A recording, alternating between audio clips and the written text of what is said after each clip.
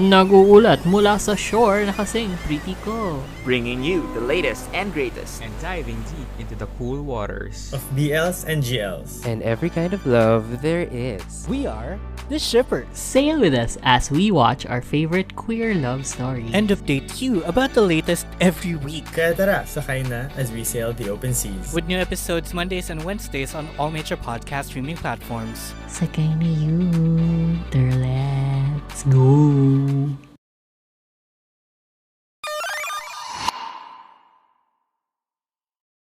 The views, takes and opinions expressed on this show are of the host's own and do not represent the views, takes and opinions of the Bunk Collective and its affiliates. Material and sources mentioned in this episode is for general and commentary purposes only. This episode might include strong language and may not be suitable for children. Listener discretion is advised. Stay safe and stay wrestle everyone. Welcome to the show.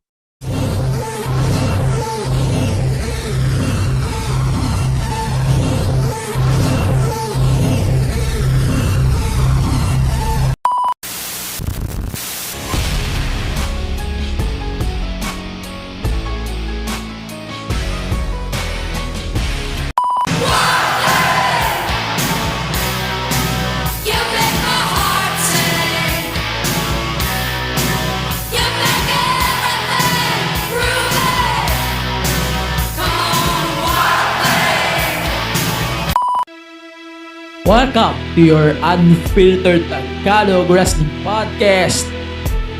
And this is the MTV Show Podcast, a wrestling podcast.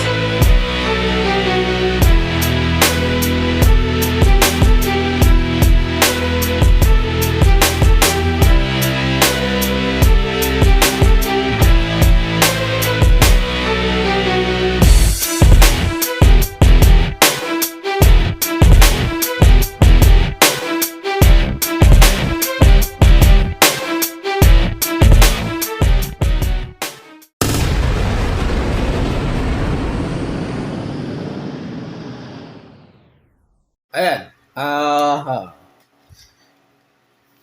So ito, welcome to the show. You're listening to the MT Show podcast. And the next things that I'm going to say right now, it's not a Bong Collective statement or thoughts. No. It will be my opinion only and my opinion only. No? So, Fastlane kahapon. Yes, kahapon. I say kahapon. So, the pay-per-view was mid. No? I'm going to say that in advance. The pay-per-view was mid. And I'm going to save my review, my full review on that next week. But first, on the Patreon, we'll up that in soon. So, ito na. Umpisahan na natin yung kwento. No? So, itong isang community na ito, kulto na tawag ko dito eh. Parang kulto na yung tawag eh. Kasi people are tribalistic or masyado silang tribalistic sa WWE. And yun ang isang vision, isa sa mga vision ko. That's why we changed or we rebranded to Pro Wrestling PH Club earlier this year. No? Nag-rebrand tayo in a way na yung mga ganyang bagay mawala. Ano? Kasi masyado ng tribalistic ang mga tao. Lahat ng tao, they are pitting AEW and WWE in a way na parang paglalabanin mo sila every week. Oh, masaya yun. Pero at some point, in the end of the day, US fans or wrestlers themselves, di naman nila ginagawa yan. Hindi nga sila tribalistic sa isa't isa. Nakita nyo ba na nagbabangayan yung mga wrestler na eto, manood kayo sa amin kasi maganda ito. Mas maganda dito. O nag-shoot sila. Yes, nag-shoot sila. Oo, sure. Part of the game yun. And also part of the business din yung pag-shoot. Pero, ang hindi part of the game, yung masyado kang tribalistic na umaabot ka na sa point na halos kahit mali ng isang WWE show, ide-defend mo. No? Tapos yung mga mali naman ng AEW, yun ang pagtatawanan mo. Mali yun. Oh, dito sa show, I'm giving them fair points, fair criticism. as much as I do.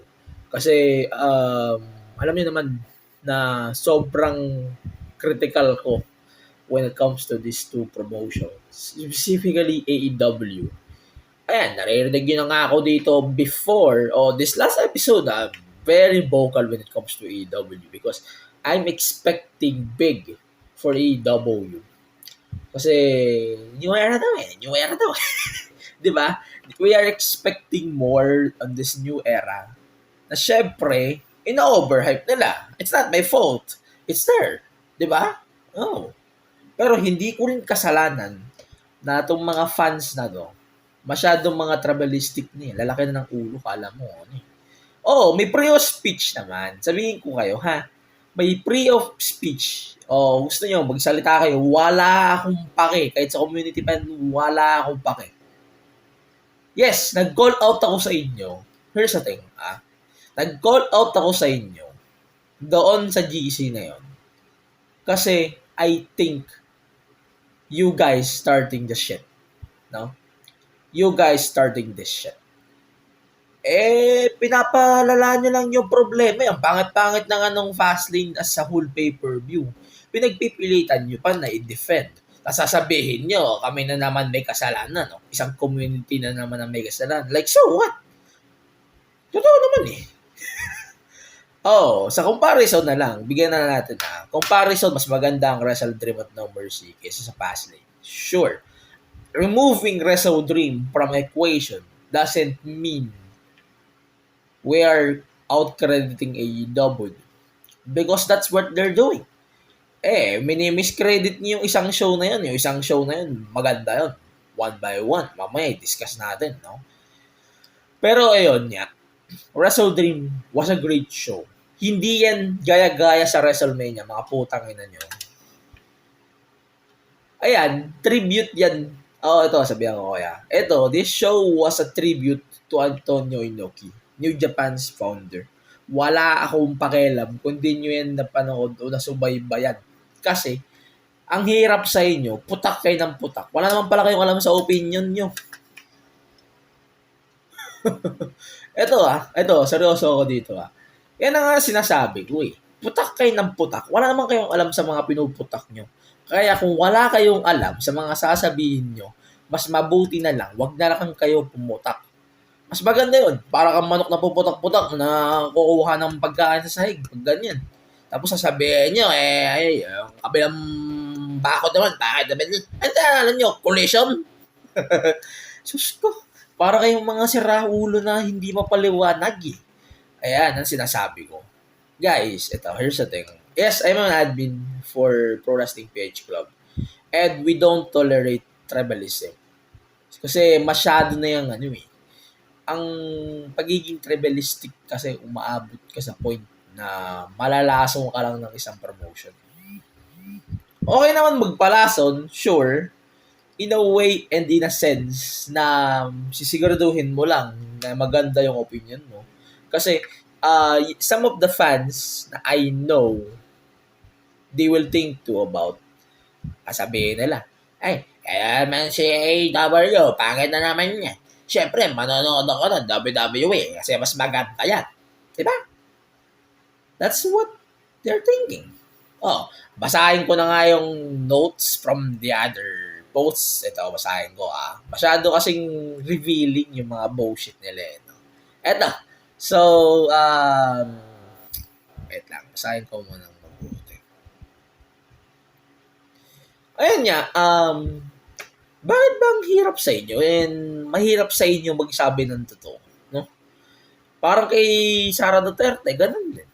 Keep yun Ganun tayo Ayaw niyo magsabi ng totoo Kasi totoo naman, Fastlane was made. Giving me advanced review of it. Tapos sinasabi nyo lagi yan. Nahihirapan ka pa rin pantayan ng ibang bakod. Syempre, pay-per-view po yan Hindi po yan, TV show lang yung katapat nyo Isang factor din yun, by the way. That's why Collision on a Saturday is not a good idea to begin with. Pero it doesn't mean na yan ang titirahin mo. Syempre, pay-per-view yan lugi yung show na yon unless mas maraming manonood ng show. Pero hindi eh. Di ba? Ayan na nga yung point ko eh. Pero Wrestle Dream, I agree. Ito, argument ito. Wrestle Dream will always be better than Fast Lane. That's for sure. Ano naman sinasabi nyo, bakod-bakod na yun. Masyado naman kayong tapos magre-rentag pa kayo na, ay, AW fan naman to eh. AW. AW pa naman pala to eh. Ay, nako. Sana sabi ko sa inyo, okay lang maging bias sa pinapanood. Huwag ka lang maging tribalistic to it. Kasi yan yung sinasabi kong masamang imahe ng mga wrestling fan. Ay, yung mga wrestling fan sa X ngayon, Twitter, ganyan ngayon. Putang ina, nakakabuisit. Umabot na tayo sa point na even Dave Meltzer, a journalist, is very biased to his takes to AEW. But it doesn't mean na hindi siya tama. May mga bagay na minimiscredit sa kanya or may mga mali na sinasabi si Dave Meltzer, pero it doesn't mean that he's not wrong or it's not right all the time. That's for sure. Ito mga kulto na ito, pinipilit nyo na, ay, lahat na sinasabi ni Dave Meltzer, mali. Ito, rating system are subjective. That's for sure. Yun ang linawin natin, ha? Yung rating system, yan ay subjective. It will depend to everyone who is listening, who is fantastic him. No? Yung mga fanboys ni Dave Meltzer, depende na lang yan sa inyo kung ano yung preference nyo sa scoring system. Ayan, may scoring system nga ako sa Patreon. Wala naman nangyayari kasi in the end of the day, that's my opinion. Di ba? Ganun lang yun. Ang mali nyo, pinagpipilitan nyo lagi yung maling punto. Ito sinasabi nyo, Wrestle Dream daw, bootleg daw ng WrestleMania. Hindi nyo nga alam na context nun is a tribute show to Antonio Inoki. Sus ko. Ano naman na sinasabi nyo, masyado naman kayong tribalistic yun eh. Di ba? Ano sinasabi nyo gagawin nyo lahat na WWE lang no?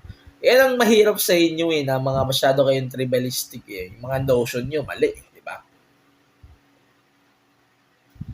Pero nga, lesson for the day, for you guys, stop tribalisting your promotions. Huwag kayong maging tribalist ng mga promotions. Like WWE, AEW, New Japan, any promotion. Stop being a tribalist. Masama yan sa ulo mo. Parang pagiging bias lang yan sa politiko. BBM, Lenny, Iskoing, kay Senior Aguila, kung gusto nyo tawagin politiko rin yun. Pero yun nga, magpakatotoo na tayo. Ang pagiging tribalistic kasi, yan ang isa sa mga factors. Kaya lunod ang wrestling magiging forever niche yan Kasi masyadong maiingay yung mga merch. Pinagpipilitan nyo kasi mga mali-maling punto kayo. Masyado namang, pag sinasabihan kayo ng fact check, pag pina-fact check kayo, magpa-fact check kayo. Yun ang yun. Kasi masyado kayong sasabihin nyo pagka pina-fact check kayo. Paano tayo magiging malaya sa mga post natin kung tulad nito, laging ganyan? Totoo naman mali mga pinagsasabi nyo. Pinipilit nyo lagi punto nyo. Ano ba? Diyos ko. Hindi lahat ng oras. Tama kayo.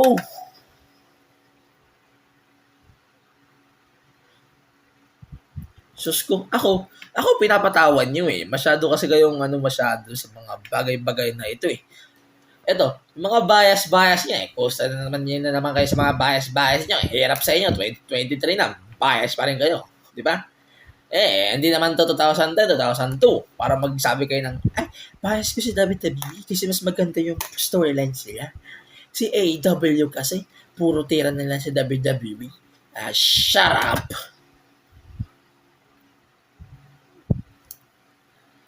Sinasabi nyo, sasabihin nyo pa na, wala ko dito. Sinasabi nyo lang kasi, masyado kasi yung tribalistic masyado no?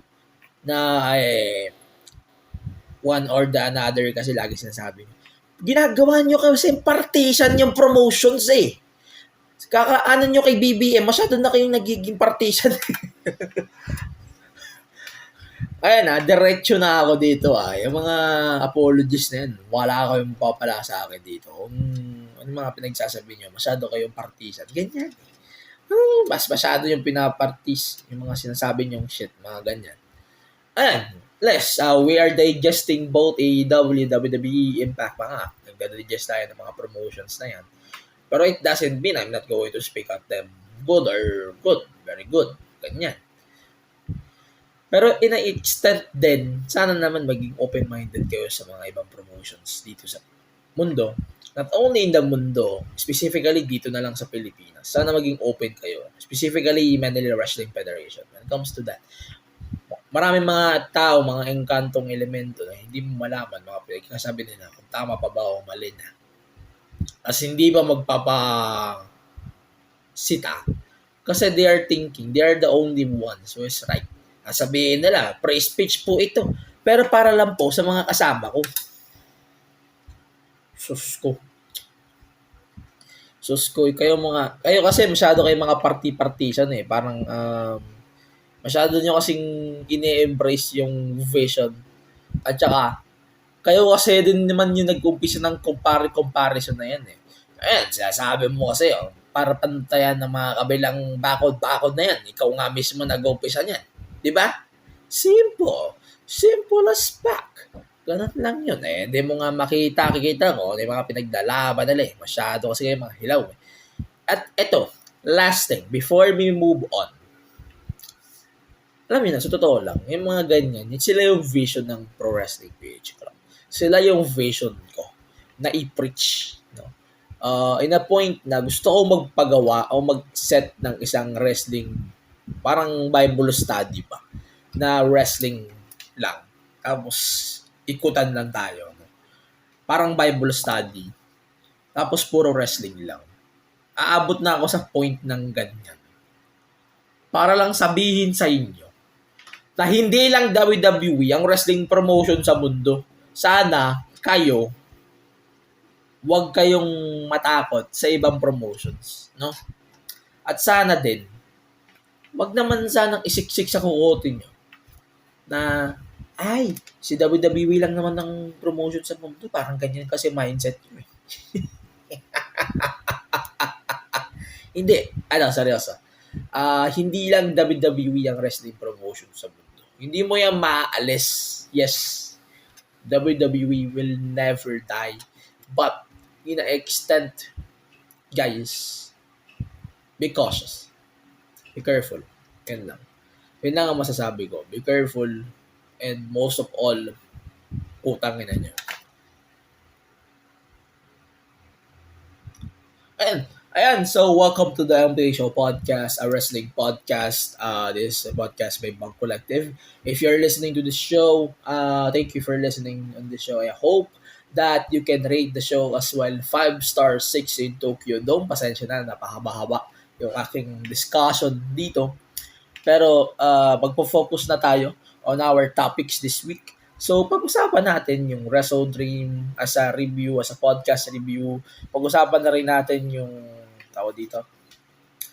Pag-usapan na rin natin yung No Mercy. At saka pag-usapan na rin natin yung mga naging fallout nila on their respective shows. Plus, ay konting preview na rin of my Fastlane thoughts. No? So yan, lahat yan pag-uusapan natin on this week's episode of the show. And mag-start na nga tayo with Fastlane since ito lang naman yung maikling thought ko. For now, maikli lang naman yung thoughts ko for Fastlane. So, ayan, Fastlane was mid. Total, dito na rin tayo sa subject ko kanina. No? Fastlane was mid. Not the best show of WWE this year. Kung may ranking ako, syempre ang best show so far was the Backlash 2023 na wala pa rin sa Disney Plus. Hanggang ngayon, hindi pa rin nila ina-up sa Disney Plus. Ayan. Backlash 2023, easily the best wrestling show of WWE this year. And this is the worst of 2023. Let's face it. Ito na yung pinakapangit na show from start to finish. 2023. I'm going to give some points bago tayo mag-commercial. So, why I consider this one of the worst. Number one, Cody Rhodes and Jey Uso thing. So, Cody won the tag team titles with Jey Uso. Like,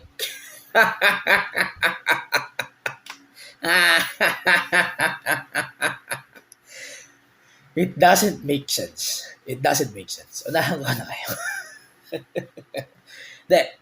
For the continuity of this split of the Judgment Day or yung dissolution ng Judgment Day, yes, it makes sense. Sure.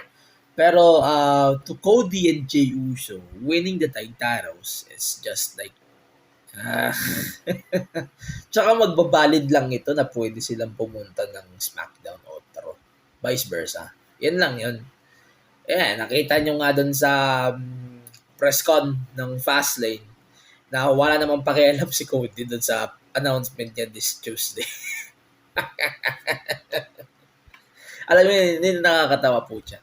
Na wala siyang pakialam o hindi niya alam na pupunta siya ng NXT na Wednesday.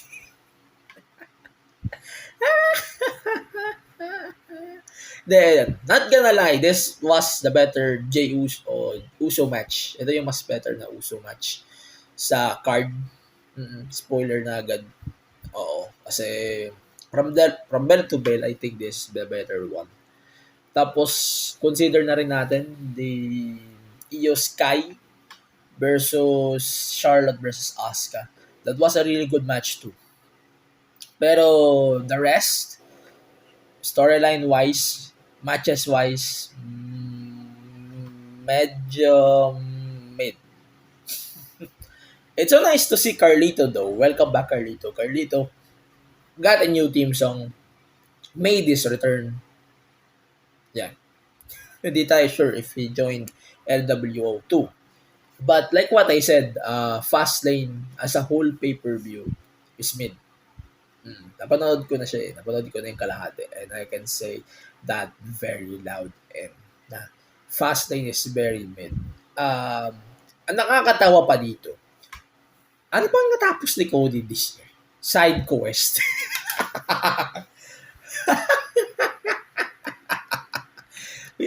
Tangay na pre, seryoso, medyo, ma-offend ako kung ako si Cody o mga fans ni Cody.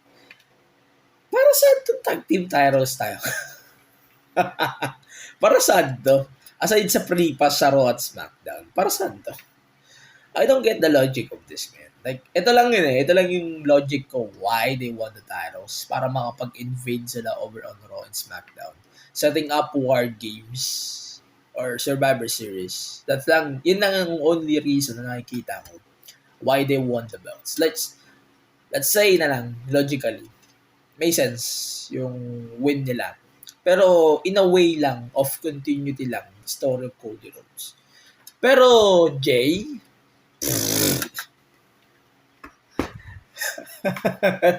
sorry, pero wala pa siyang sense kasi gagawahan lang ang nangyari ng Fastlane.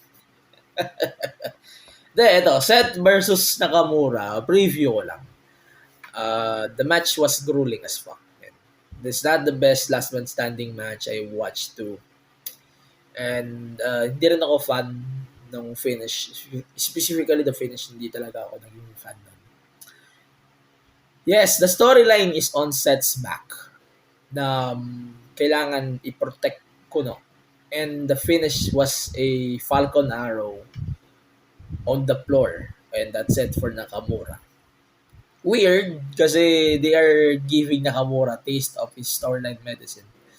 Pero I hope that Nakamura still can win the World Heavyweight Championship at some point. Pero yun lang naman sa akin. At least yun lang muna. Sana nga si Nakamura na lang nanalo ng Fastlane. Mas maganda siguro, no? Pero wala It's kind of false hope for me. Not to say that, pero wala na, nanalo na si Seth Yan lang.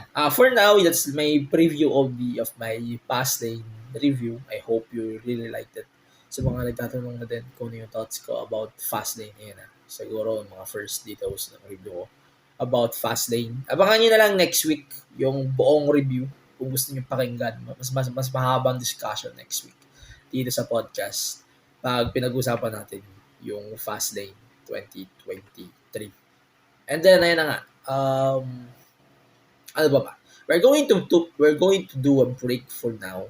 And pagbalik natin, pag-usapan natin muna No Mercy at saka yung Fallout. And then, yung Wrestle Dream. Pag-usapan na rin natin Wrestle Dream from Bell to Bell. And also their Fallout as well. With Edge making his AEW debut. Adam Copeland making his AEW debut. Ayun. So, pag-usapan natin lahat yon dito sa podcast. And definitely, you should listen to it. At malalaman naman natin lahat yun when we come back here on the show. And for now, let's check our bunkmates here on Back Collective.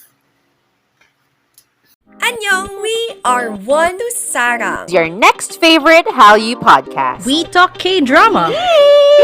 Ang daming kilig every time oh my God. K-drama. We also talk K-pop. Yung feeling ko sa 17 na they bring me so much happiness. And we live to entertain. What you gonna do when Dicky steak in front of Check us out now on Spotify and Apple Podcasts. Also on YouTube. Join us sa Tawanan at Kwentuhan from One to Sarang.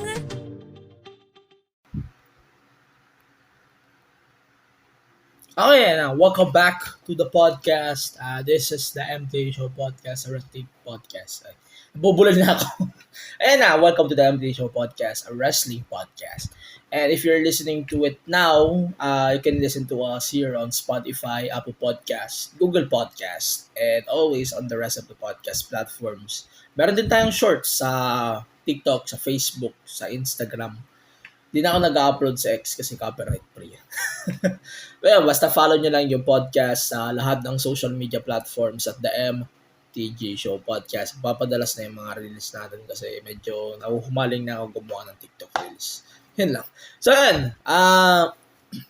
Let's talk about No Mercy first. So, No Mercy 2023. Last week pa ito, yes. Hindi ko na siya gagawa ng mahaba-habang review kasi alam niyo naman boring ako mag-review. Pero sige, bigyan ko kaya ng konting recap lang on what happened sa No Mercy. So, Baron Corbin defeated Braun Breaker. And then Trick Williams defeated Dominic Mysterio for the NXT North American Championship.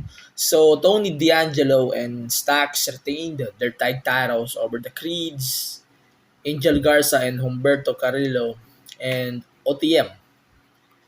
Tapos, Noam Dar defeated Butch 2-1 for the NXT Heritage Cup. And then Ilya Dragunov defeated Carmelo Hayes for the NXT Championship. And Becky Lynch defeated Tiffany Stratton for the NXT Women's Championship. So, pag-usapan niya natin yung ratings na inap ko sa Patreon. So, yes, yun na yung ratings ko sa show. I think the show was really good in a way. Tong No Mercy was so good in their way. Actually, may ups and downs din syempre. Hindi na ako magiging bias. So, pag-usapan natin per match. So, let's start with Becky and Tiffany. So, Becky Lynch and Tiffany Stratton. Ito yung naging culmination ng hard work ni Tiffany. And ito na yung naging star-making moment niya. Sa tingin ko lang.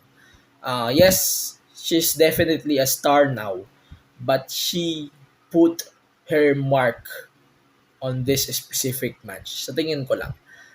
Yung performance niya kasi dito, sobrang ganda. As in. Yung Barbie na pinapaniwalaan nyo na hindi tatagal sa WWE. Tingnan nyo, ano nangyayari? Diba? Ang hirap sa ibang fans kasi na puro criticism. And I admit, medyo nawalan din ako ng faith kay Tiffany before. But here we are. We're praising Tiffany Stratton, and I think Tiffany Stratton is one of the biggest rookies na kailangan natin i-look forward in 2023 or 2024 sa WrestleMania o kaya sa mga ibang shows na main roster. Hindi ka bibiguin ni Tiffany Stratton, that's for sure. Ayan. So the match themselves is not the best match of the card, but in terms of being an Extreme Rules match, alam niyo naman na very limited yung mga Extreme Rules match sa WWE. Yes, when I say sa women, Extreme Rules match, bilang lang yan sa daliri ko. No? Sobrang bilang lang. So, tingnan nga natin kung sino-sino yung mga Extreme Rules match before. So, basically, ito yung no DQ. Parang may pangalan nito na they are very popular on this. So, wait. Basta yon, ang tingin ko lang, this was the best Extreme Rules match that I ever watched in the women's division. Mas maganda ito kay Nia Jax, definitely better than the Ronda Rousey 1. Pero ito, in terms of the match kasi, both of them shined. And sa tingin ko, Tiffany definitely got her wish here. And yung kanyang performance kasi dito, sobrang ganda. Di na ako magtataka, by next year, nasa WrestleMania na siya. Mauunahan niya pa si Cora, si Tiffany, o si Roxanne. Maybe maunahan niya pa si Wendy Chu, or si Elle. Evil na si kahit si Blair Davenport, mauunahan niya pa mag-main roster, tsaka yung dalawang members ng Toxic Attraction dati. Ayan, mauunahan niya pa yon. Kasi sobrang ganda ng performance ni Tiffany dito. Tiffany is just worth it. At yung charisma niya sobrang ganda din. I hope lang na hindi niya sapawan si Jade. Or hindi siya masapawan ni Jade sa storyline niya o sa rise niya as well as a big star in the WWE. But yeah, Becky Lynch is very given. Becky is just charismatic. Definitely one of the best women's wrestler in the game right now. But she's just good. As in, sobrang galing ni Becky dito. And bringing Tiffany Stratton to her game is just sobrang ganda para sa akin lang. And maganda yung binigay kong rating sa match na to. Kasi sa tingin ko, that was the best Extreme Rules match for the women's division. And medyo magiging critical pa nga ako kasi sobrang taas ng expectation ko kasi it's an NXT match. Plus, Tiffany, inasaring, and Becky Lynch, I know, she can do better matches than what you expect sa ibang promotions when it comes to the women's division. But, we never disappointed. That was good. And, let's move on now to Ilya Dragunov beating Carmelo Hayes for the NXT Championship. So, the match itself was so good. Ito maganda rin. Pero sa tingin ko lang naman, mas magandang match, point by point, yung match nila nung una kaysa dito, yung sa Great American Bash. Mas maganda yun from bell to bell kaysa dito. But, ang kinaganda kasi ng match na to was simply the Ilya's win. No? Yun ang pinakamagandang moment nun, nung nanalo si Ilya. That was sobrang ganda nun sa tingin ko. Melo held the title for long. Wala na siya kailangan patunayan. That's why him losing to Ilya makes sense. And sa logic din na Ilya getting the title, making him more dominant. Tsaka kailangan na din nila bumawi kay Ilya. I swear they need to give Ilya something before you go to the main roster kasi masyado na rin siya na-judgate. No? Masyado na rin siya na-judgate just like the rest, like sila Tyler Bate, sila Dragon Lee. Naunahan pa sila ni Dragon Lee, pucha. Dragon Lee nasa SmackDown na eh. Ayun. Pero yun nga, Ilya, Melo, one of the best matches of the night. You should watch it as well. Isa sa mga pinakamagandang things na napanood ko sa NXT this year. Pero argument ko pa din mas maganda yung una. I wish though Disney Plus will air these matches or this PLEs soon. No, malapit na yung anniversary nila pero wala pa rin tayong WrestleMania. Lahat ng WrestleMania wala pa rin tayo nung mga pay-per-view na from before. Kulang tayo, as in kulang. No? Ayan. Continue tayo. So, Noam Dar defeated Butch. It's basically 7-on-1. 7-on-2 actually. So, it's yung Gallows plus lahat ng members ng Factor 4 or Fantastic 4, whatever kung ba pangalan nila. That was an amazing match actually. Magandang laban to. Pero hindi ko kasi gusto na occurring na sa mga ganitong matches yung interference. Lalo at British rounds ito. Ito kasi yung mas, sa tingin ko, mas magiging malala yung distractions. Sa tingin ko sa mga ganitong matches, mapapadalas yung distractions. Kasi on how they present it on TV, like may interference, may mga pauses. Parang ganito yung matches na kailangan kong skip pagdating sa mga PLE. Tsaka, sabihin ko din, maganda tong ideya ng British rules. Parang sa MWF na Manila rules. Pero hindi kailangan every match sa pay-per-view, every match is under ng rule na ito. Mga ganitong rule. Hindi nila kailangan yun. For sure. Kasi nasisira rin kasi yung momentum ng isang wrestler. Tapos Manila rules lang pala. Or maybe is the British rounds rules. Ganun. Parang in a way ganun. Pero okay ako sa iba na magaling mag-British or mag-rules na ganito, Manila rules. Okay ako. Sure. It's on the way they content themselves to the fight naman.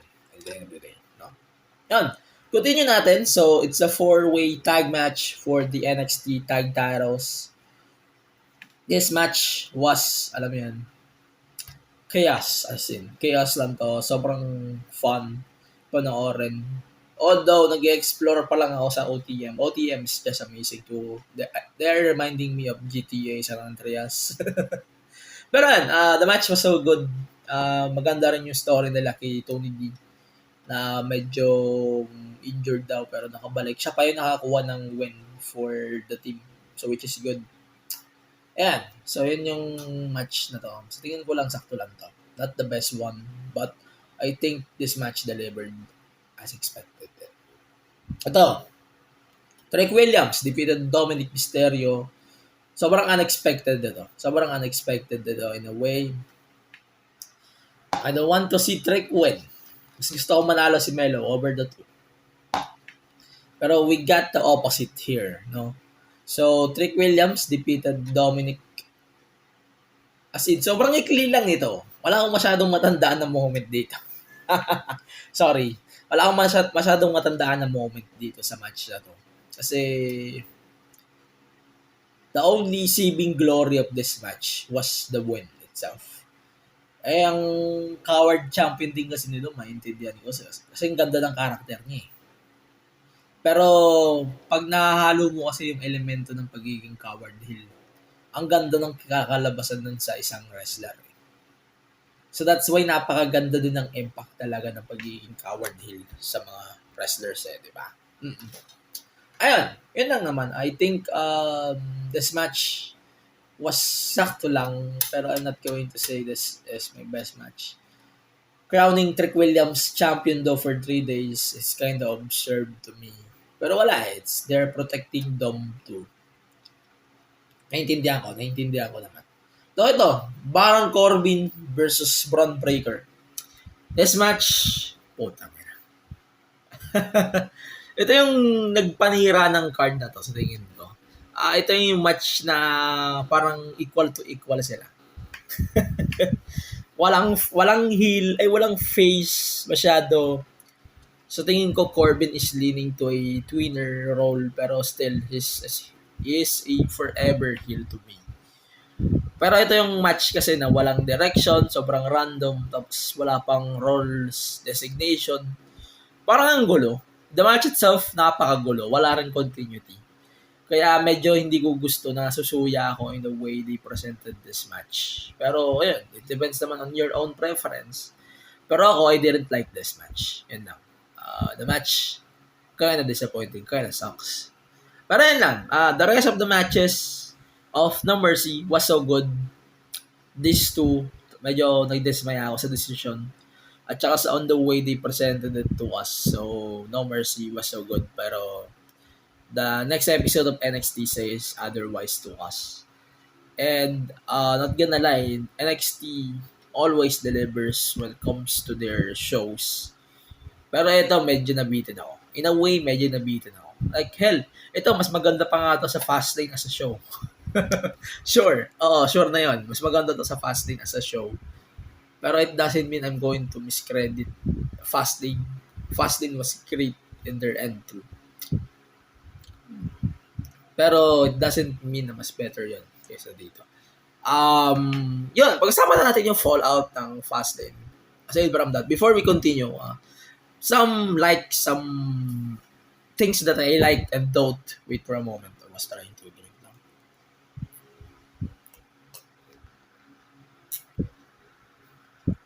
Ayan.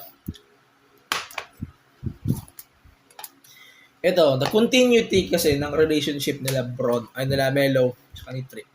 Ito yung basically story nila dito. No? Sobrang laki ng boost ng mga matches dito sa card na to.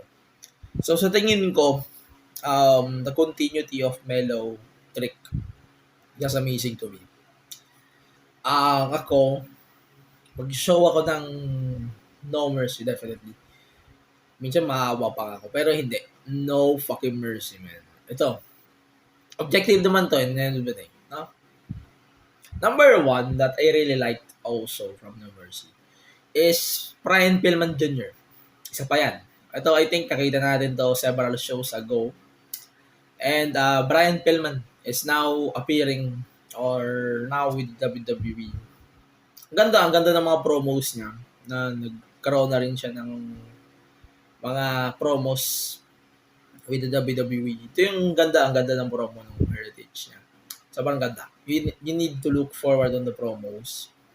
Na yung mga history niya sa past, yung mga history ng tatay niya, nakikita rin natin dito sa promo. Which is a good thing. And beginning din dito, ang ganda rin ng story din sa pinapakita nila. Sobrang diba. Sobrang iba talaga sa AEW gimmick niya before. No? Pero yan, malaki yung faith ko dito kay Pillman. Pillman was so good. As in. Ayan, yung nakikita natin dito before nung mga unidentified na local news, medyo yung nakikita din natin yung Cincinnati Bengals. And yung kay Jim Ross, medyo nakikita naman natin. Reference yun kay Brian Pillman Sr. And in a way, putang namin. Sobrang ganda ng history nito for me. Pero ayun, parang yun lang naman. Parang I cannot wait to see them more or to see something in Pillman. Ready na ako kay Pillman sa WWE. I hope sana nga hindi nila baguhin yung name. Pero imposible. Hindi naman yan si Jim, for sure. Pero yan, I'm really looking forward for this gimmick. And sa tingin ko lang na I swear it's gonna be good for him. And yun, congratulations on Brian Pillman for arriving in WWE. Pero yun, isa pang point of view that I really noticed here. Pero yung Corbin, putang ina, Corbin Breaker. That was so bad.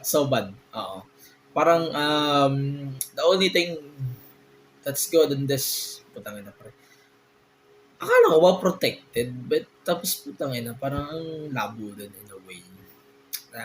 Marami sila nalilimutan when it comes to Braun Breaker. Sana i-promote na lang nila sa main roster si Braun. At this point, just promote him to the main roster, man. Sobrang pangit. At this point, dapat nagpuput over na lang kasi si Corbin eh. Kasi hindi eh. Siya patang pinuput over dapat eh. Eto, isa pa. As much as I love Trick Williams winning the NXT North American title, medyo nadidismay ako on the direction they're leaning to with this. So, parang they're trying to ditch the mindset na Robin si Trick Williams ni Melo. Pero yeah, so good too. Magaling din si Trick, in his way. Pero sidekick, putang ina pre. I'm going to make sure that this is gonna be good for him as well. Pero yun nga, medyo madami ding nabago. Mas maganda pa nga yung nakuha ni Williams over Melo dito. Pero yun nga, marami pang improvement syempre.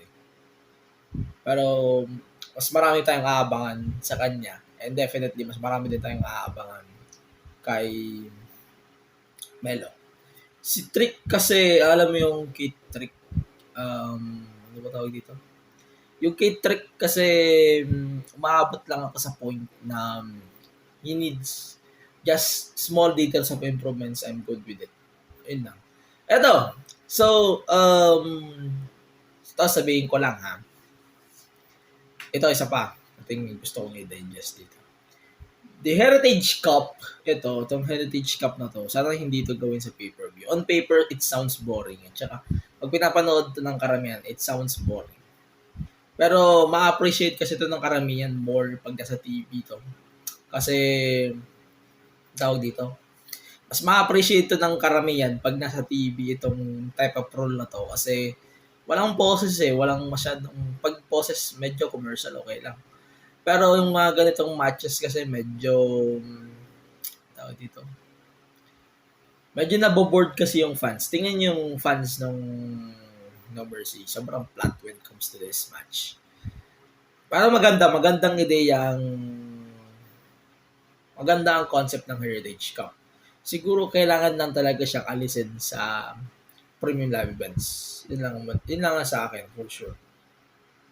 Pero maganda siya, in a way.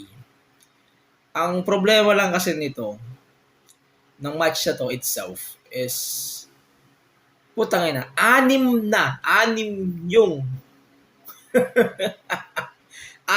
yung dahilan para matalo si Butch. Sobrang labo nun. I get the point of the rules different.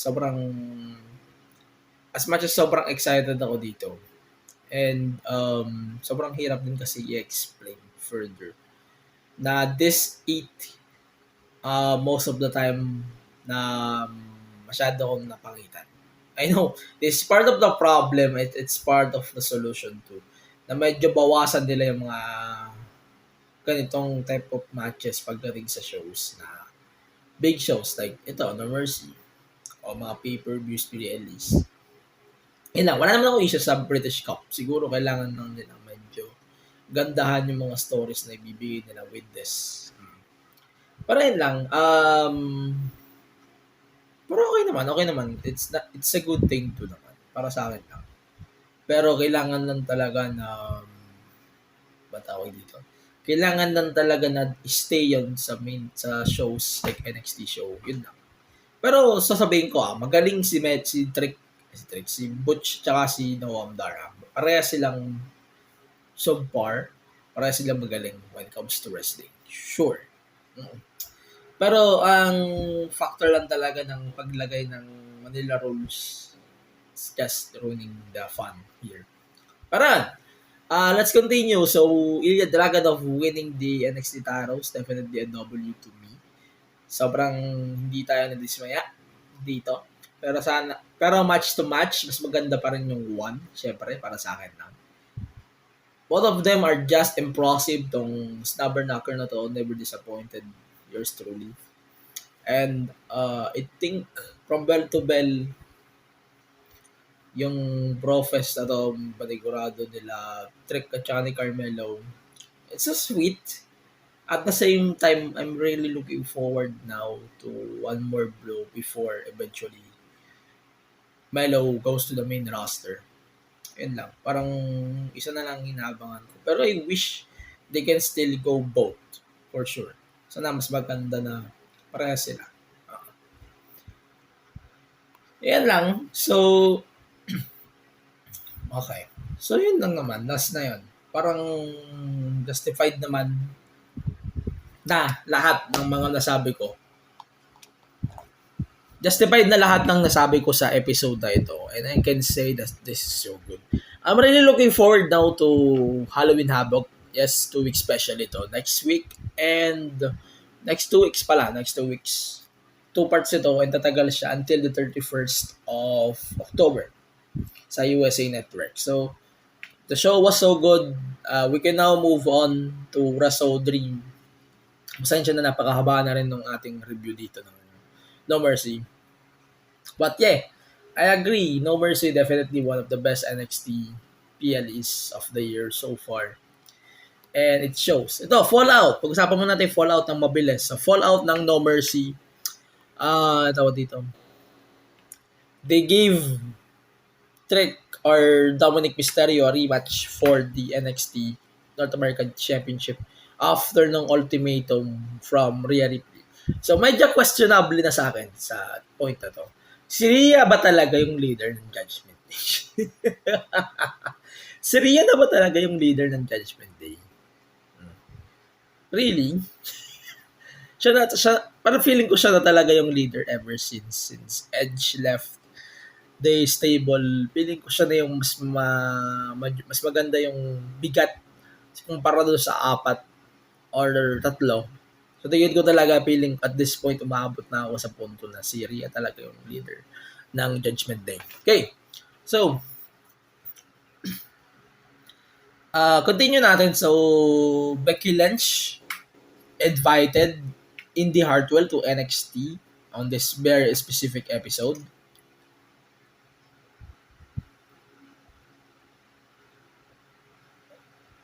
Sorry guys, I have to drink my coffee kasi nautal na ako. Yan. So, si Lyra, makakalaban ni Becky Lynch for the NXT Women's Championship at Halloween Havoc Night 1.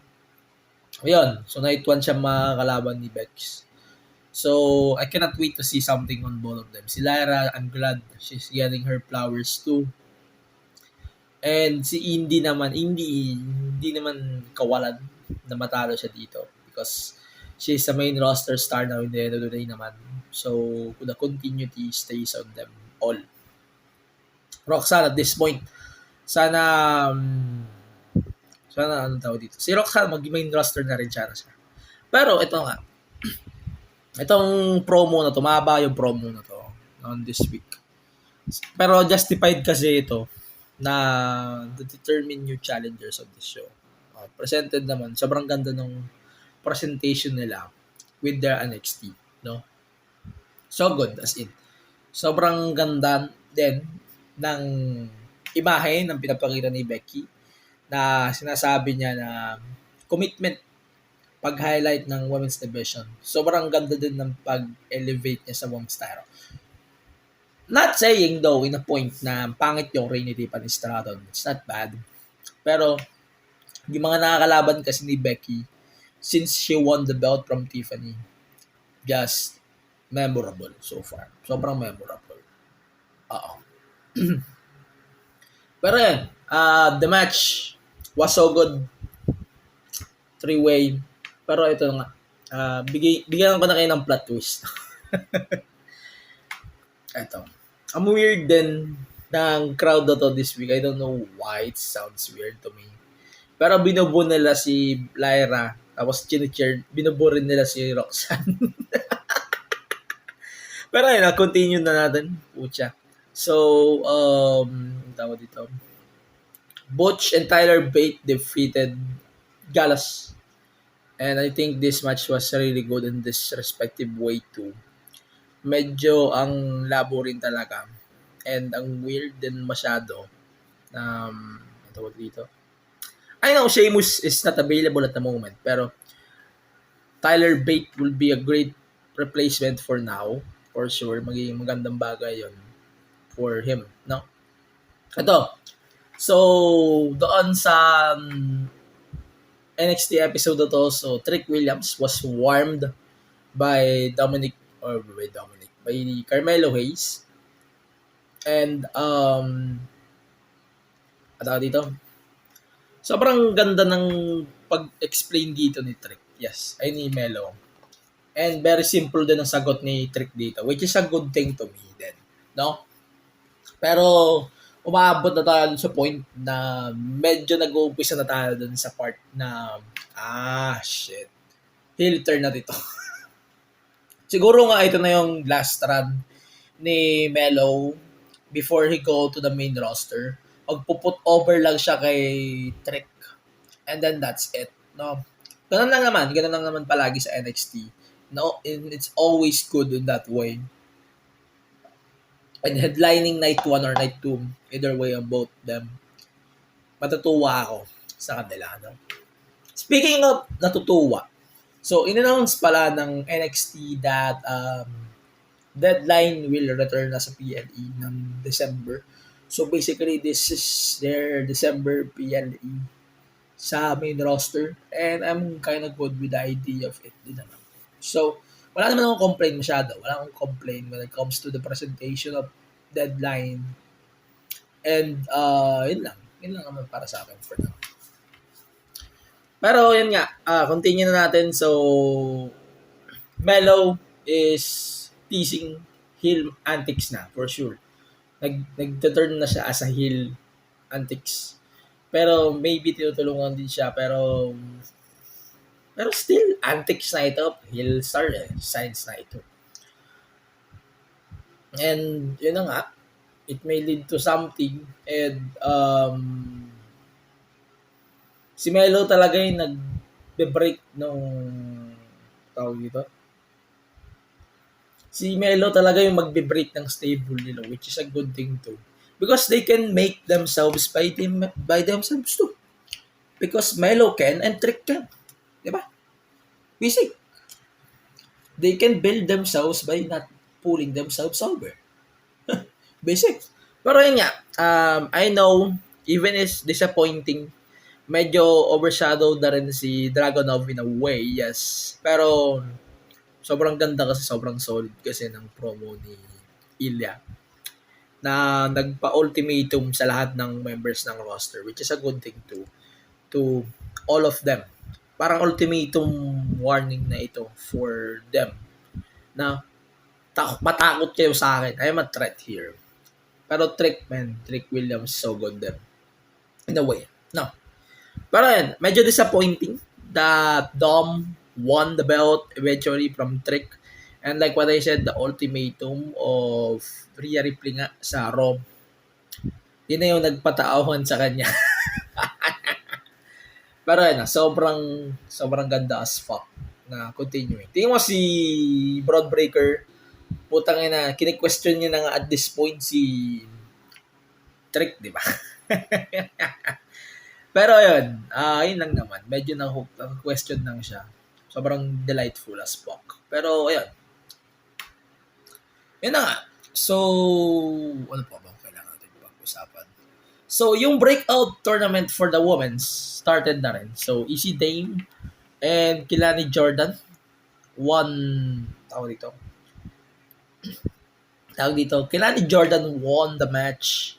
Nag-umpisa na rin yung breakout. So, as expected, Kilani Jordan winning here, which is a good thing to me as always.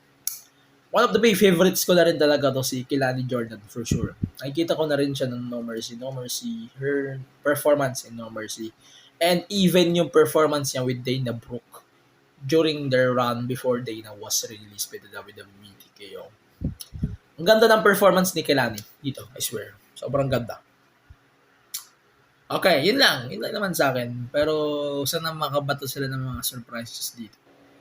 Pero ang favorite lang naman dito is number 1, number 2 is Lullabies. Yun na naman. So, continue natin itong mga moments sa ito. So, yun nga. Trick Williams was defeated by Dominic. Yun na nga dahil ng ultimatum ni Rhea. Continuity kasi. Okay naman siya sa akin in a way. Pero just make sure lang na mananalo si Trick sa feud na ito with Melo. And if ever na marami mangyayari, that's for sure. Okay, yun lang naman. Let's talk about the upcoming episode of NXT Tuesday. That will be the biggest NXT since they rebranded to this era of NXT. No? So John Cena will appear on the match between Melo and Braun. Tapos kasama siya sa corner ni Braun Breaker, si Paul Heyman. Si Paul Heyman yung kasama ni Braun sa corner niya. Then Melo is John Cena. For the continuity of the feud, of course, of the Bloodline versus Cena. Then Cody Rhodes will do some announcements. And for fuck's sake, guys, let's understand the situation. AEW is bumping out of Wednesdays this week is because of MLB playoffs. Yun lang ang reason. Huwag kayong magbibigay ng ibang excuse. Sabihin niya, si AEW gusto na naman ng competition. I understand the context, guys. AEW has to bump to Wednesday, from Wednesday to Tuesday this week. It's because of the obvious of Dynamite being bumped up by MLB. Yun lang naman. MLB, huwag nyo kakalimutan palagi yung MLB. Puro kasi kayong competition. Yun ang napapala nyo kaka-trebalist nyo eh. Yun ang napapala nyo kaka-samba nyo sa WWE. Pero yan nga, they announced the lineup. So, Cena will be part with Carmelo Hayes. And then Braun Breaker with Paul Heyman. Then, Cody Rhodes will do some announcements on next week's NXT. Kahit sabihin ni Cody na hindi niya alam during the Fastlane Fallout. Ang weird para sa akin. Then, ano pa ba? Si Asuka, she will fight Roxanne Perez for the NXT Women's Championship then down the line next week. Wala palang contendership yun, sorry. Asuka lang versus Roxanne. One-on-one lang. Then Undertaker was teased to during this episode of NXT then. Tinitease din siya for an appearance dito sa show. And yun lang naman para sa akin. Medyo ang weird lang.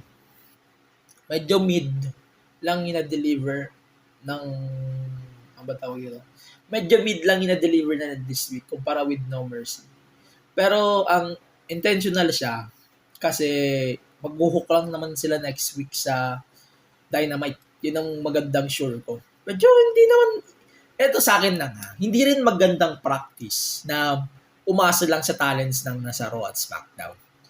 Sure na ako kay Becky at kay Dom. Pero the rest, it's not a good practice at all. Hindi siya magandang practice na aasa ka sa outside stars. It will make you more desperate. Sa totoo lang, it will make you desperate. Ang maganda lang naman on paper sa next week's show, aside from Swerve versus Danielson, is the debut of Adam Copeland. And putang ina, parang undesperate eh. Pero let's face it, NXT might win next week's war or this week's war. But I don't care. Pero ang labo kasi. It's very desperate. Ito, fight fire with fire ito. But putang ina, parang ang labo naman. Parang ang desperate naman ang approach ito. And it's kinda bad. If susumahin mo paper by paper, ang pangit niya isipin na kailangan mo bang labanan talaga si AEW. Just for the sake na nag-bump lang naman sila dahil ng MLB. Diba? Yan lang yun eh. Parang weird din na pag-establish nila. Ang labo rin sa akin na maglagay sila instead ng isang special dito. Pero hindi eh. Nilagay niyo pa din talaga mga taga-Raw at SmackDowns. Maganda sana to na maglagay sila ng matches for the talents ng NXT. Hindi. Iba yung case dito. Pero I don't care. NXT is still winning next week. That's for sure. Pero, putang ina. Pangit pa rin talaga. Para naman, positive side naman for sure. Ito. Is si Becky, she's pulling good strings on the women's division of NXT. Specifically then. Doon. No. So, sobrang packed talaga ng episode na to with female stars. Soon as late. And parang ang ganda kasi ng effort na siya yung nagli-lead ng locker room right now. And the rest is looking up at her as partner or opponent din. Na sobrang ganda rin isipin. Pero we cannot wait to see more something sa women's division din, with or without Becky. And ito nga, yung kay Melo tsaka kay Trick. Kay Melo, kay Trick. Ayun nga, kay Melo at kay Trick. We're looking forward to these two. And kung maglalaban sila, for sure, we need to put that on the main event spot. Yun ang sigurado natin. Yun ang aabangan natin. In the next couple of weeks, done sa mga programming ng WWE, specifically NXT. But for now, yun lang ang rating ko for for NXT, No Mercy, tsaka sa Fallout ng No Mercy. Let us know what you think about his full PLE. Let us know on social media platforms at the MTA Show Pod. For now, we're just going to go to the break. And when we come back, we're going to do a recap then of Wrestle Dream. So Wrestle Dream was great too as a show and was great too as a wrestling show. You should enjoy it. But for now, when we come back, we're going to do a Wrestle Dream recap. And for now, let's check our bunkmates here on Bunk Collective.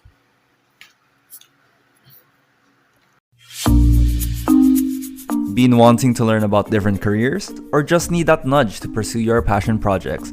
Here at Project Offbeat Careers Podcast, we talk to guests with unique careers outside the usual corporate shtick. Listen to historians, gamers, teachers, and cosplayers. See how they've succeeded and how you can apply their learnings to your workplace. Catch us on Spotify, Apple Podcasts, and YouTube. And get ready to take the off-beaten path with us.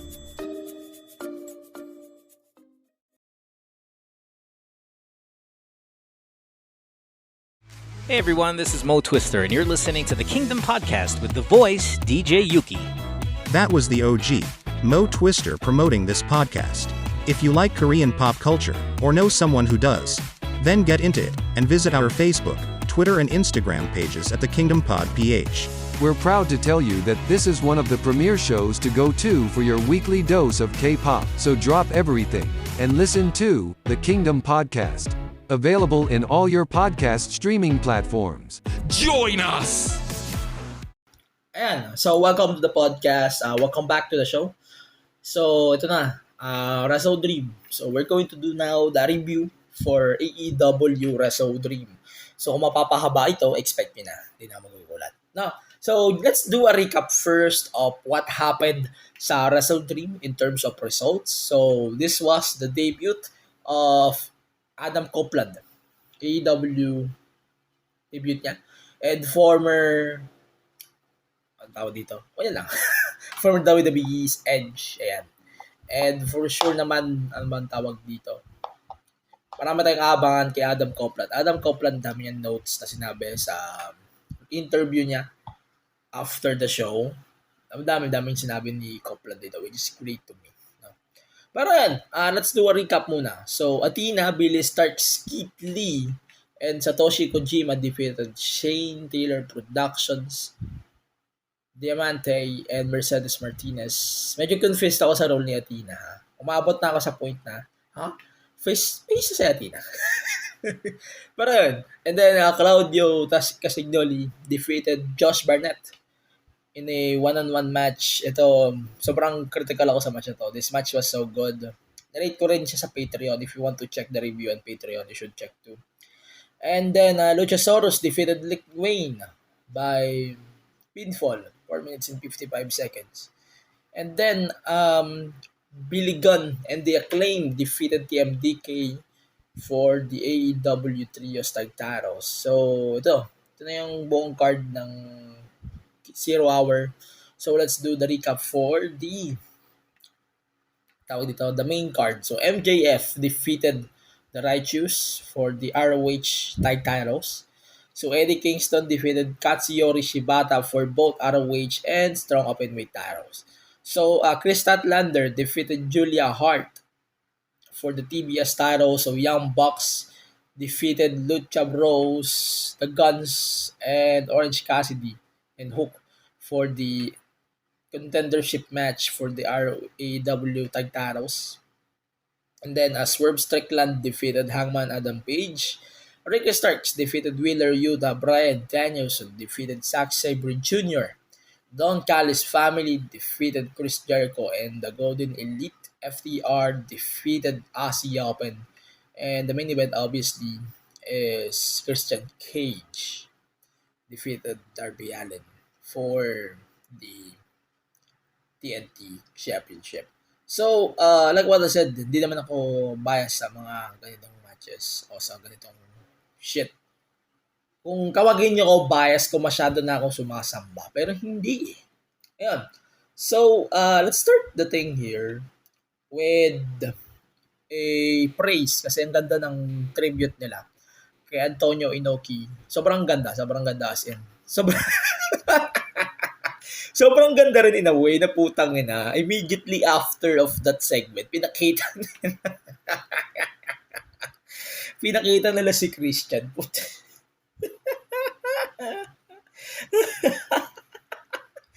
Ang ganda sana kung Father's Day pa lang ginagawa na nila tong streak na. Putang ina, pre. Ang ganda ng pagpakita nila kay Christian na he is dealing with this Father's Day gimmick, Father's Day gimmick. Pero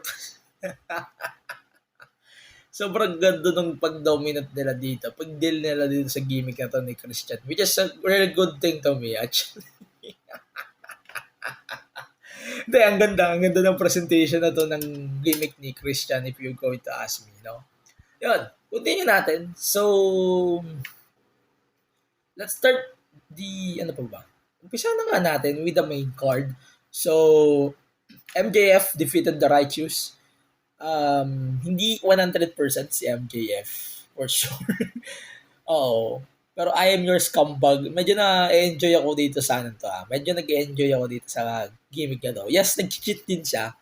Pero ang pag-cheat niya kasi, may nagpa-pop sa kanya. Pero hindi nakakalimot na asshole pa din si MJF in a way. Pero yun, sobrang genius na to. And yung match na to is basically just so good. Yung sports entertainment side ng match na to, sobrang ganda. Pinakita ni MJF. Props to MJF and Righteous for that. Pero yung technical, pre, putang ina, pre. Sobrang ganda para sa akin.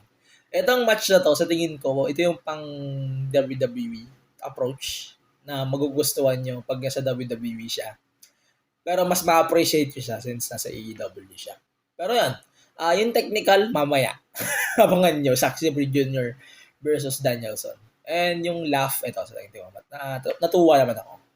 Medyo weird lang sa akin na ang ikilin lang ng match. So that's why mababa yung rating. So yan, yung tofu kay MJF,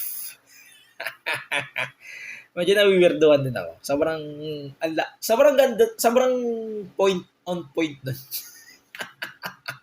Okay, let's continue. So, Eddie Kingston defended his belt versus his friend Katsuyori Shibata. Ang weird din to me na siya yung only man na nag-defend ng 2 titles from 2 different promotions. Sure. Ang weird kasi, ang ganda sana kung winner take all tas no contest. Pero okay, ang ganda ng match na to. Ito yung biggest tribute for me kay Inoki kasi they are both Inoki stars. Inoki, mga tamod ni Inoki itong mga to. Manigurado ako. So, Eddie Kingston working for New Japan Strong. Si Shibata used to work in New Japan. So, hindi malabo sa akin na magandang chemistry ng dalawang to. Kaya, sobrang ganda ng match na to for me. Yun. Ewan ko sa iba, dami na o-offend pa din sa mga matches na ganito. Pero sobrang ganda. The match was so good. Hell. Medyo na-beat. Anong bang nirate ko dito? Sure ko nga muna ko nung nirate ko dito. Parang mababago ko yung rating ko sa afterthought ko. Parang mababago ko yung rating ko dito. Confirm nga natin. Okay. Nirate ko siya 3.5. I think it's sakto na. Sakto na siya. Bitin lang ako. Pero yun, 3.5 sakto lang para sa akin. Then, Chris Statlander versus Julia Hart. Ang magandang nirate ko dito was Julia Hart's evolution. Sobrang ganda ng evolution ni Julia Hart. I swear. Given naman ito, definitely best match ni Julia to. Pero, great match din to for Chris Statlander. Pero this is the match na I can look or I can throw out to Collision or Rampage. O kaya para maging watchable sila. Parang gusto ko ibato doon sa mga shows na yun kaysa dito. Na ino-overstock niya naman yung pay-per-views. I kinda hate the idea of TK overstocking the matches on the card. Lagi ko naman sinasabi yan, hindi magandang ideya na 10, 13, 13 yung matches sa card. Hindi talaga siya magandang ideya to me. Ayan. So, yung entrance si Julia Hart, sobrang ganda talaga. Oo, sobra. And, yung pag-mention nila ng mga details about Inoki, specifically pag yung abdominal stretch tuloy. Ayun, pag ginagawa nila yun, sobrang ganda ng detailing ng pag-mention nila Nigel McGuinness dito, which is a good thing. So ito, Young Bucks winning a tag title shot. Like, fuck them. They're champions currently and yet again, they're giving you guys a reasons not to watch AEW. And sa totoo lang, I like Bucks. In a way, I like Bucks. Pero I don't think they deserve this shot. It's kind of necessary to them to challenge FTR for the belts. And it's not FTR anymore, so it's really Starks, Big Bill, and si Ricky Starks na yung champion. So, they defeated FTR. Mamaya pag-usapan natin. Bidinin nga natin yun. Pero, yun. Pero, akala ko talaga OC and Hook yung mananalo. Pero, ang labo din talaga. Kasi, why did they give Bucks a lot of title shots lately? Parang, I call it bullshit dito sa win na to ng Bucks kasi they're currently the ROH 6-man tag champions and sobrang BS na nanalo sila doon. And sobrang BS din na they have to deal with this booking a lot. And ito yung nagro-ruin talaga ng AEW. This is something or somehow ayaw ng mga AEW fans. No? Mga ganitong booking. No? Pero yun, di ko gusto. Match myself was so good pero sobrang forgettable talaga na champion sila sa ROH. Pero ayoko rin talaga na ayoko rin talaga na tawag dito. Teka, ayoko rin talaga na manalo yung Bucks dito kasi they have the belts now. Pero sobrang dali kasi makalimot na tawag dito. Sobrang kasing makalimot na champions pala sila sa AEW. Ayun, hindi na kasi napapakita rin sa ROH o AEW yung tag caros na yan. Pero yeah, it's kind of good to intro. Okay. So, nakakatawa din po na so, one gun to another, they try to pin each other. Weird din. Pero ayun, eto. Jacksons tsaka Lucha Bros in together, you know that you're in for some fast spot fest. And I know some people might like it, some people might not. Pero ako, doon ko sa side na hindi ko siya nagugustuhan at some point. Pero yun lang naman. Swerve versus Hangman, Adam Page. Ito, sa tingin ko, this is the shit. Man. Sa totoo lang, this is the shit. Sa tingin ko, this match kasi was one of the things that I'm looking forward to. Parang wala siyang title matches. Wala siyang title match. Pero sa tingin ko kasi ang ganda kasi ng build ng match na to. Although yung contract signing was a big shit. Pero the build was so good. Yung animosity nilang dalawa was so good, man. Totoo lang. Sobrang vocal din nila kay Swerve. Binubuo nila si Hangman. Pero admit this match is just so good as fuck. Sa totoo lang. Habang tumatagal yung match, nakikita natin na nag-favor talaga sila kay Swerve. And sobrang ganda rin talaga. That was genius as fuck. And yung match itself, that was genius as fuck too. From start to finish, chef's kiss. So good. Ayan, continue natin, Ricky Starks versus Wheeler Yuta. I admit this match was so good. Pero ito yung sa tingin ko na medyo nabomb ako. Kasi ang ganda ng unang match na sinundan nito.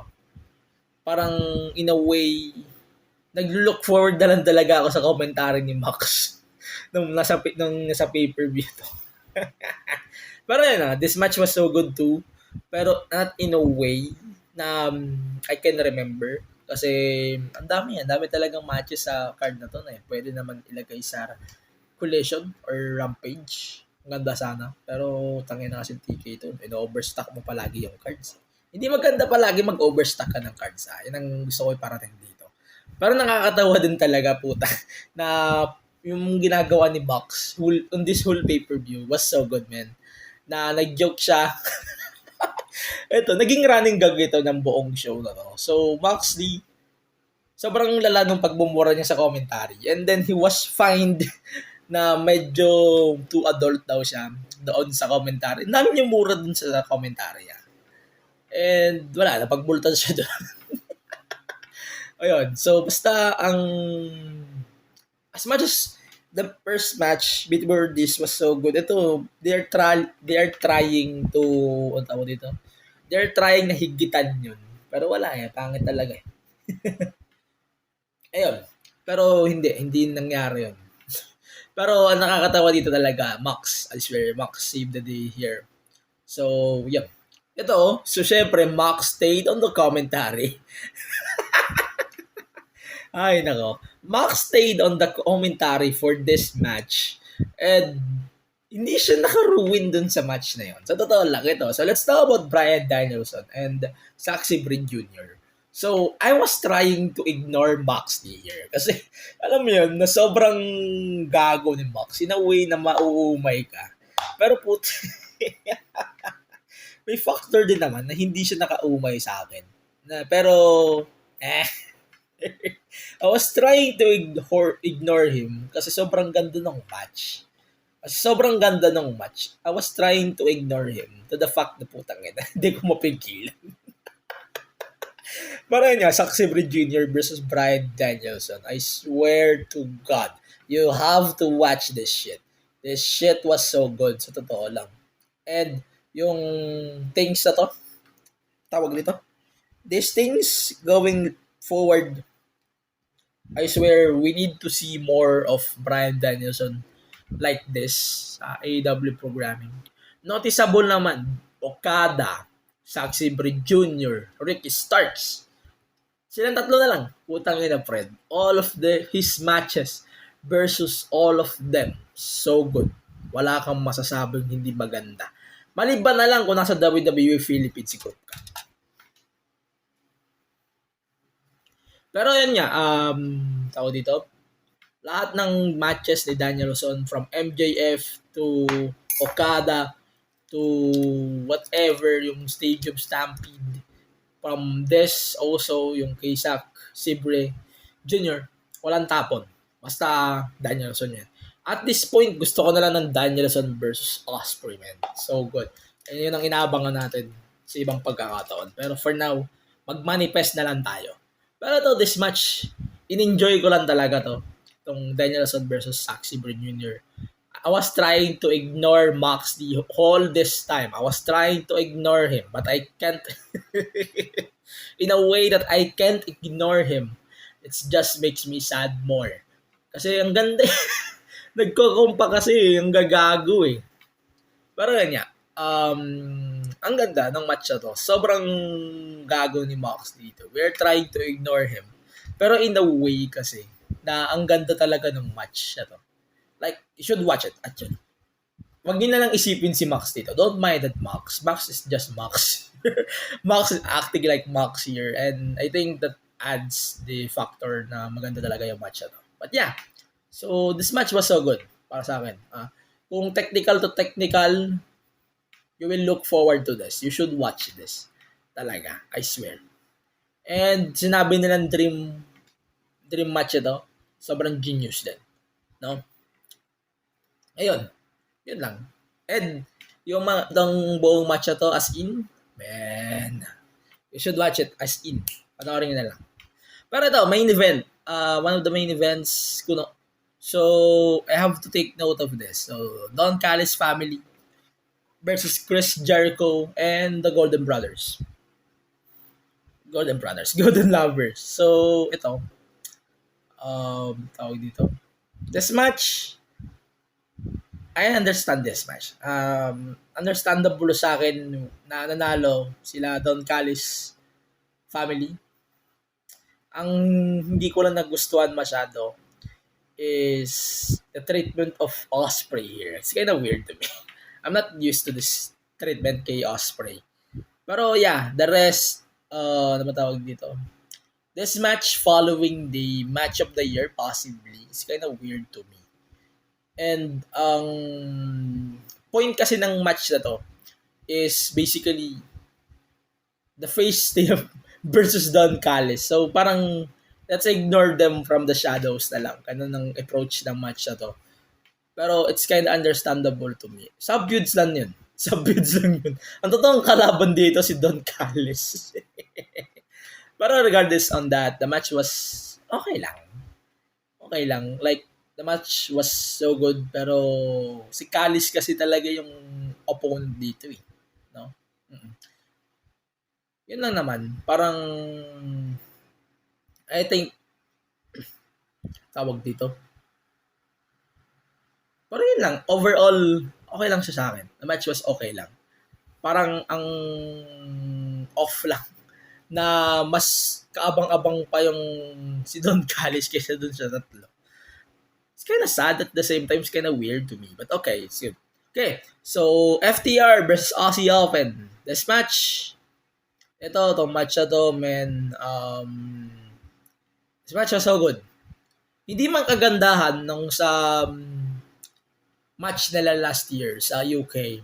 Pero I think this match, sobrang pagod na sila. In a way na daming magandang matches throughout the night. Parang sobrang pagod na sila. And dito, parang pinagod pa sila lalo. Pero ito, I understand the logic din naman. Kailangan pag-sunod rin yung mga magagandang matches. Pero ito yung nagpapagod talaga sa crowd na to. Kaya medyo hindi gaano kalakasan yung cheer kay Adam Copeland. Mamaya explain natin further. Pero ito, understandable din naman kung bakit. Kasi ang lala. Pero ito, this match is different. They're trying to be different talaga. Last 4 matches, ito, Hangman, itong kay Danielson, yung Kayla Starks, ito, Aussie Open, FTR, main event. They're trying to be different. And parang ang sinasabi ko, kailangan nila mag-stand out sa isa't isa. Pero I think, they're trying to make sure that that thing will happen. But yeah, that was memorable. Na iba-iba yung approach nila. Iba-iba din yung purpose, which is good. Ito nga. So FTR, Aussie Open, was so good. Pero parang naging forgettable din siya. Kasi, yun nga, may title change niya. So, Big Bill and Ricky Starks defeated FTR 4 minutes. In 4 minutes. sobrang dominant ni Ricky Starks. Hindi ko malimutan na. I almost forgot that yes, Ricky Starks, one of the best wrestlers in the game. And just giving him something doesn't mean it's good to me. No? Pero okay lang siya overall. Madadigest naman siya ng appetite ko. Okay. Pero ito, main event, Darby versus Christian Cage. I know this a grueling episode to all of you guys, pero bear with me with this, okay? Ayun, continue natin. So, tawag dito, the main event. Yun na nga, main event will always be fun. So, this main event po. every matches ng AEW 2023 is always fun. Start with Danielson, MJF, ano ba? Yung Stadium Stampede ng Double or Nothing. And then, ano ba? Ito, itong kina Okada and Danielson, yung kina Punk. Hindi si Punk. Kay MJF at saka kay Adam Cole. And ito na nga, kina Christian Cage tsaka kay Darby. Yes, iba-iba yung putahe ng lahat ng main events ng pay-per-views this year nila. Which is a good thing to me. And to the fact na wala rin si MJF for the past PPVs, it proves talaga na hindi lang talaga dapat si MJF ang magdala ng isang promotion, which is a good thing to me, na hindi ginagawa ng WWE ever since, which is a good thing to me in talaga. Pero yun nga, I know Christian Cage is a coward champion but it works to him. Sobrang ganda talaga. Nag-work siya para sa akin in a way talaga na you should deal with him on that. No. Pero overall, itong crowd na to, sobrang over as fuck. And sa tingin ko lang na maganda execution nito. Sobrang ganda in a way, yes. Medyo unpredictable din yung naging approach ng match na to as a whole. Pero, yun lang. That's it. Yung turn ni Nick Wayne, sobrang unpredictable siya. Hindi ko siya talaga nakita as in. Parang nag-expect pa nga ako na tutulungan niya si Darbs. Pero iba yung naging case. And then, as in, sobrang shocking niya. Hindi ko siya in-expect na mangyayari siya. Okay. So, yes. Just job well done. As in, job well done to for me. And yung sobrang fun ng swerve na to for Christian and Nick Wayne. Pero this is something that I'm going to look forward. Moving forward as in. Then ito na nga. So, Sting showed up. And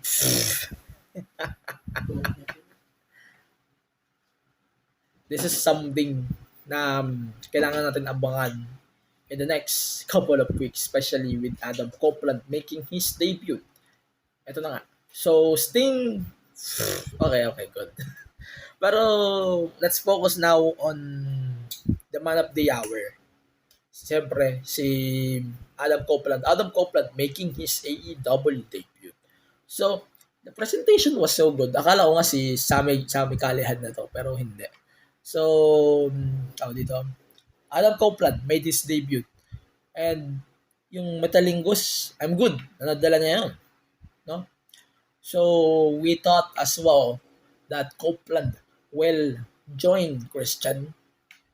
Pero hindi. Sobrang ganda talaga, as in. Sobrang ganda ng debut niya. Wala masyadong bombers. Even his pyro was just so good. Kaya, I'm really looking forward to see what this new era comes with AEW. And so far, ang new era pa lang na nakikita natin is this Christian versus Adam Copeland storyline na matagal na nating inaasam for years. Yes, nakita na natin to before, pero it's not as animosity as their matches before. Kaya I'm really looking forward to this feud talaga. Sobrang excited ako sa Christian versus Adam Copeland na to, no? Para yun, overall, Wrestle Dream was the better wrestling show than both Fastlane and Wrestle or No Mercy. Sabihin ko na agad yun. Overall, the show showed to us na AEW can go as the all-rounder company talaga na hindi kaya ng WWE. WWE can be this all-rounder company, but I don't think na kaya nilang maging all-rounder din na in a sense na, ano ba tawag dito? In a sense na kaya nilang gawin din na in one match comedic, in one match fun, in one match chaotic, in one match personal.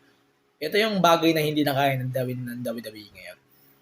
Which is nagawa siya ng AEW ngayon. And it proves that in this show alone. That's why I really love Wrestle Dream. And to the fact then, na tribute ito kay Antonio Inoki, it completes the kick.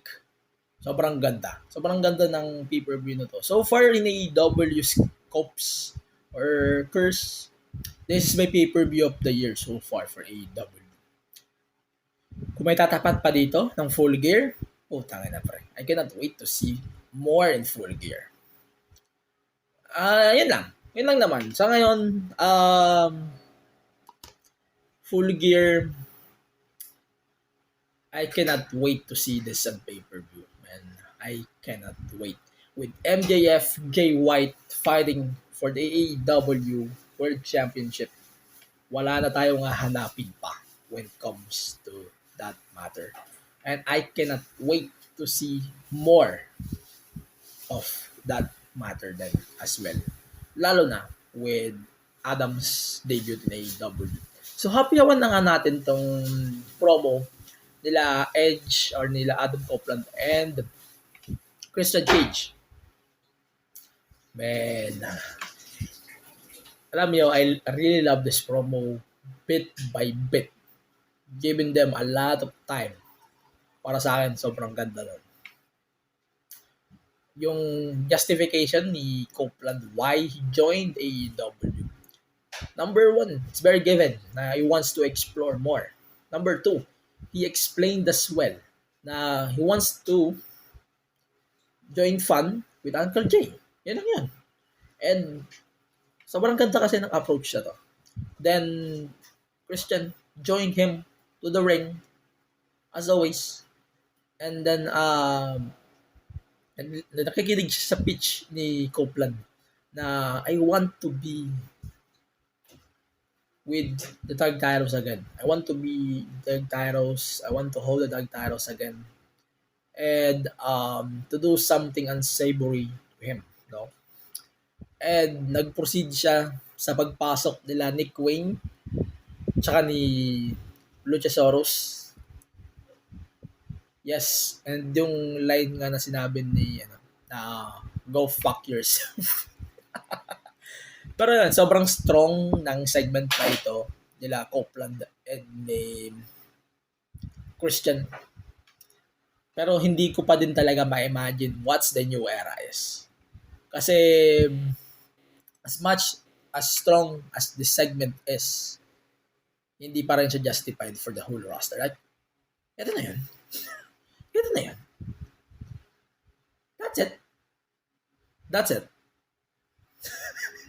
Parang yun na yun. Siguro mag-look forward pa tayo sa AEW malala.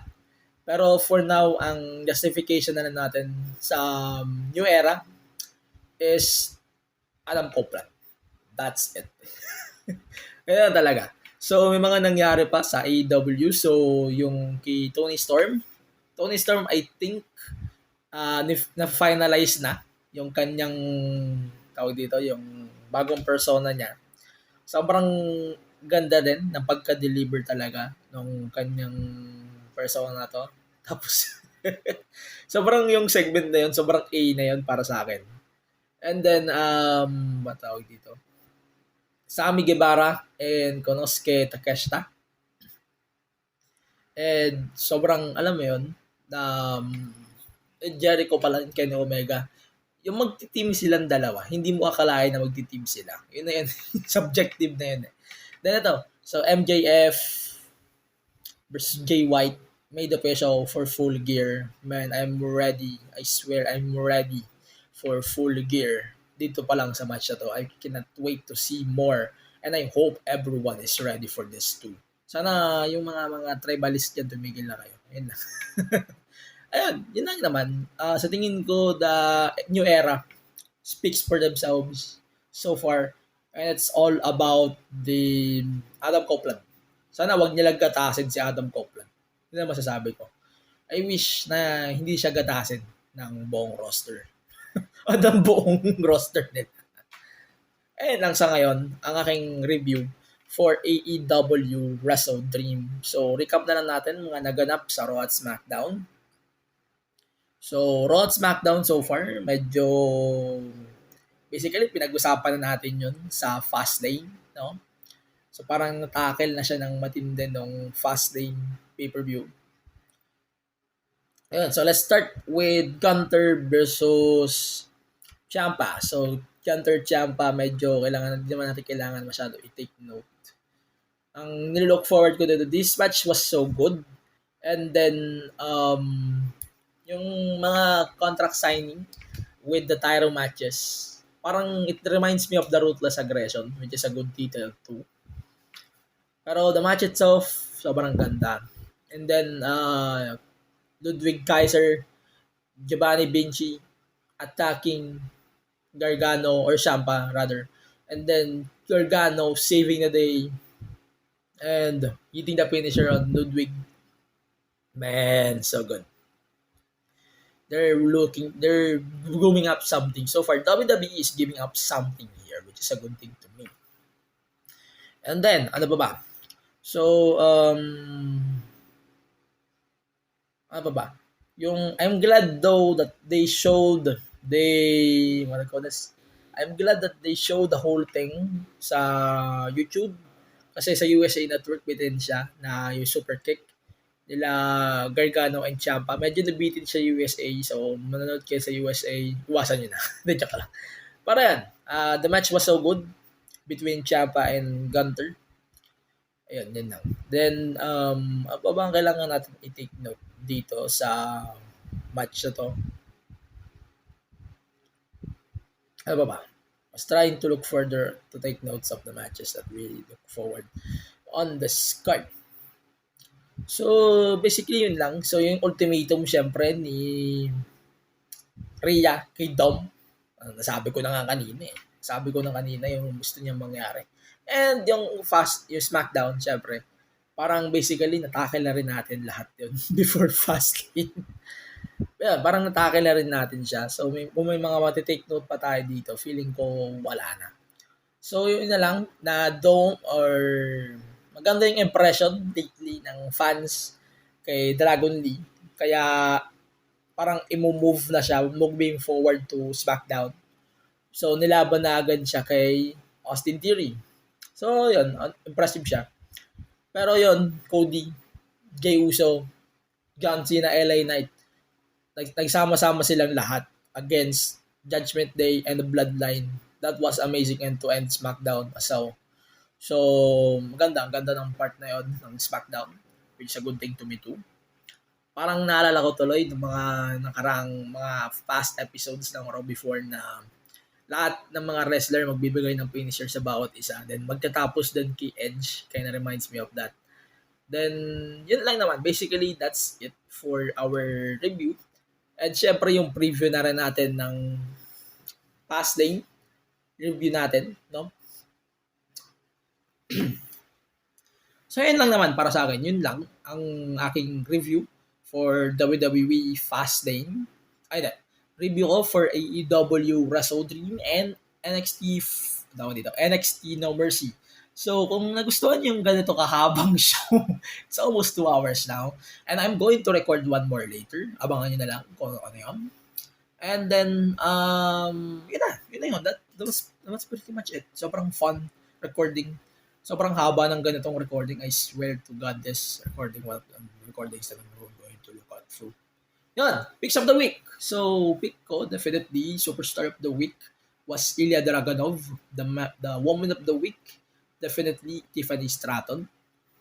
And then the match of the week, there's 2 in mind, was the Bryan Danielson versus Zack Sabre Jr. and Ilya Dragunov versus Carmelo Hayes for the NXT Championship. Yun na.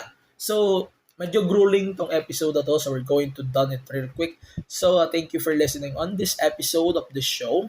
And I hope you can follow us on social media at the MTA Show Pod on all of the social media platforms. Facebook, X, Twitter, then Instagram, TikTok, Reels, Threads, and sa YouTube natin at the MTA Show Pod na rin yun.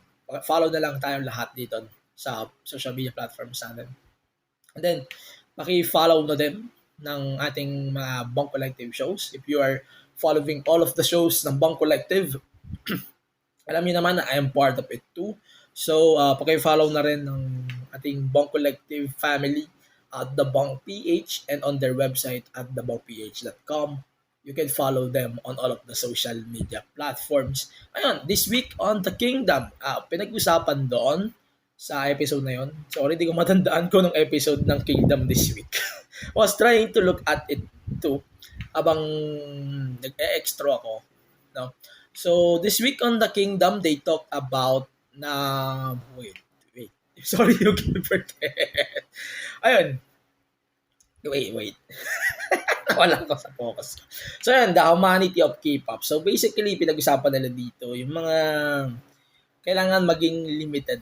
Kailangan maging limited ng mga fans when it comes to pagiging pag mga dating, ganyan, no? Pinag-usapan doon sa episode na yon. I know idols are humans too. Sana wag niyo silang gawin na parang Taylor Swift ba na ganun, no? And yung mga revelation ba na mga relationship, tsaka yung mga double standards masyado. So yun, that was the episode of the week with Yuki and Ingrid for the Kingdom Podcast. You can follow them as well at the Kingdom PH, at the Kingdom Pod PH. Yun, si Ingrid, shoutouts din kay Ingrid. Sana all na lang nakapanood ng Twice concert. Yan lang naman. So, thank you for listening on this episode. I know this is grueling as fuck for everyone who is listening on this episode. I know this is not the episode that you're looking for. Pero ang haba kasi. I swear this is something na hindi kayo masasanay. And, ayun. Medyo hindi kayo masasanay sa una. Yung mga ganitong kahabang episode sa una, hindi kayo masasanay. Pero for sure, definitely this is the thing that we are going to look out forward. Yeah, next week on the show, since medyo napahaba na tong episode na ito, we're going to do now the episode for Fastlane, dedicated episode yung Fastlane. Then possibly by next week, Bound for Glory predictions, and yung ating thoughts na rin for that show. And ano pa ba? Later this week siguro, hindi na siguro Monday kasi hindi na kaya ng oras ko. Drop natin ng Monday yung ating Road to Fate 2023 review. I'm not going to do a long review on that. Siguro magiging critical na lang ako some takes on that show. Pero yun, tanda ko naman kung ano yung mga take ko doon. So, I can still remember what the fuck I see on that show sa Makati just few weeks ago, no? For now, this is the MT Show Podcast, a wrestling podcast. And for now, see you on the next episode. Stay safe and stay wrestled. And for now, see you on the next episode. Bye-bye. Goodbye for now. Bye-bye.